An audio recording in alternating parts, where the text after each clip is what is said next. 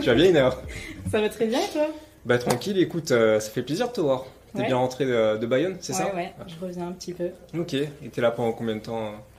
Là, ça dépend. Là, je vais rester une semaine et puis après, je monte, je descends. C'est un peu en fonction du travail que j'ai à faire sur place. D'accord. Je vois. Et tu travailles sur quoi en ce moment? Là, je travaille sur un chapitre que je compte écrire seul, sur l'effet des réglementations environnementales sur les délocalisations des firmes. Et je travaille spécifiquement sur le cas français, donc des firmes dans plusieurs domaines, que ce soit le domaine du papier, de l'industrie du papier, de plein d'autres secteurs, au niveau de l'agriculture, etc. Enfin, sur plein de sujets différents, sur plein de secteurs différents. D'accord, parce que ça tombe bien, moi aussi je travaille sur mon article tout seul.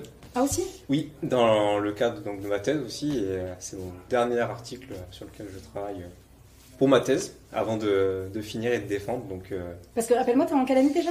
moi je suis en 4e année, et Ouais. du coup je compte soutenir à la fin d'année, de telle sorte à faire une thèse de doctorat en 4 ans, donc ce qui est standard à la moyenne en économie. Et du coup j'ai déjà 2 chapitres de prêt, et le 3e donc, qui est aussi sous forme d'article. C'est celui sur lequel je bosse en ce moment. Ok, donc c'est quoi le sujet exactement? Alors en fait, je vise à mesurer l'effet des catastrophes naturelles sur les exportations de vin. Donc c'est-à-dire que j'ai des données en fait qui sont à l'échelle de communes. Donc en fait, pour chaque commune, j'ai un recensement des catastrophes, donc à l'issue d'un arrêté préfectoral pour plusieurs années. Donc ça va de 98 à 2020. Et je vise donc ensuite à agréger ces données de telle sorte à ce qu'en fait je puisse voir tel flux de bouteilles de vin a été exporté donc vers cette destination, et voir en fait comment cette chaîne a pu être affectée par l'apparition de catastrophes naturelles, donc qui a provoqué initialement un choc au niveau de la production avant de l'export. Ok, super intéressant. Mais t'as des données vachement précises du coup, non? Et oui, j'utilise une base de données complète d'exportation de vin. Donc ça correspond à quelques agrégations de vins produits. Et ces vins produits sont aussi rattachables à des communes de production, donc à travers un fichier mis en place par l'INAO, l'Institut de qualité d'origine du vin. Et j'ai des données de catastrophes naturelles donc, qui sont publiques parce qu'elles proviennent d'arrêtés préfectoraux à l'échelle donc communale. Ok, ouais.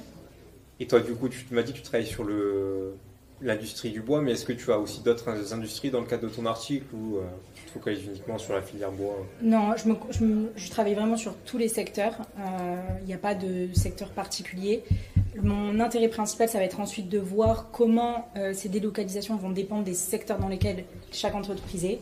Et je m'attends à trouver des effets plus prononcés lorsque les firmes sont plus polluantes, donc spécialisées dans des industries bien plus émettrices d'émissions carbone. Voilà. Ok. Et après ça, est-ce que tu souhaites le soumettre dans une revue pour le publier, ou c'est juste un article qui sera dans ta thèse Non, bien sûr, mon objectif c'est de le publier.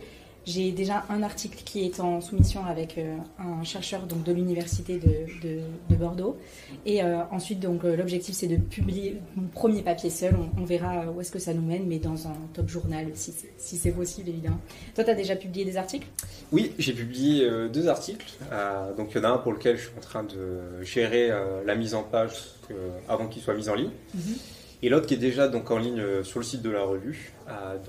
Ils sont principalement liés donc, d'un côté à l'analyse donc, des exportateurs de vin en termes de potentiel marchand.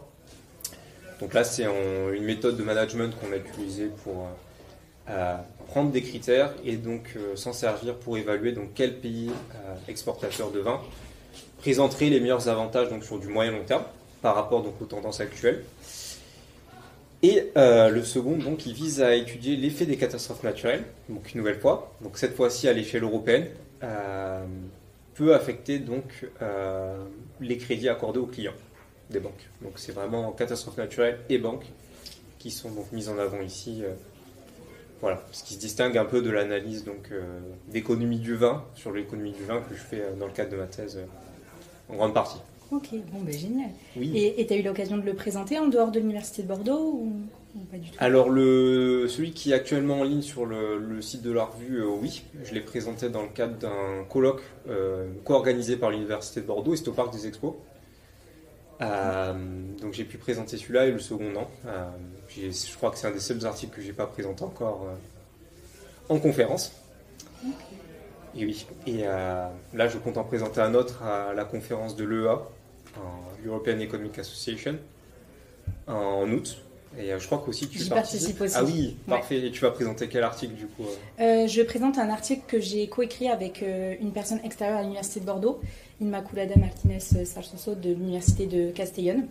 J'ai pu faire plusieurs visitings et je me suis rendue directement sur place pour travailler avec elle. Et ça nous a conduit à écrire un article ensemble et qui va prochainement peut-être être envoyé aussi pour publication.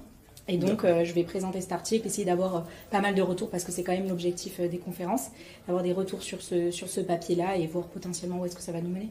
Voilà. Oui, puis je pense qu'il y aura un grand panel d'auditeurs pour l'EA, donc ça va être super cool de pouvoir le présenter. Et est-ce que tu as d'autres conférences de prévues, toi, pour cette année? Parce que moi, je n'ai que celle-là. T'as que celle-là? Oui. Ok. Non, moi, cette année, j'ai prévu donc l'EA et ensuite en septembre de partir à Rome pour la conférence INFER. Et voilà, et l'objectif c'est de représenter également cet article-là. Et ensuite, il y a d'autres opportunités lors de la conférence INFER avec potentiellement des publications dans The World Economic, donc d'autres vues comme ça. Donc à voir où est-ce que ça peut mener. Oui, quand tu auras les nouvelles donc, pour ton visiting aux États-Unis, tu me tiendras au courant. Et puis, si je peux te filer quelques contacts, n'hésite pas. Ah ouais, je suis chaud. Parce qu'en plus, vous avez une grande communauté Fulbright et j'imagine que vous échangez beaucoup et vous vous aidez entre vous. C'est ça, c'est ça. Puis même moi, quand je fais mon visiting, j'ai quand même gardé des contacts avec des anciens, mais également donc quelques amis qui sont toujours aux États-Unis et vu qu'ils travaillent aussi en économie de l'environnement, je pense qu'ils seront amenés à pouvoir t'aider si jamais tu as besoin d'aide là-dessus, mais également des informations sur comment vivre aux États-Unis, chercher un appart ou autre. Ok, bon, super, merci beaucoup. Je te tiendrai au courant et puis à bientôt. Parfait, avec plaisir. Tu te tiens au courant. Ouais, ça marche.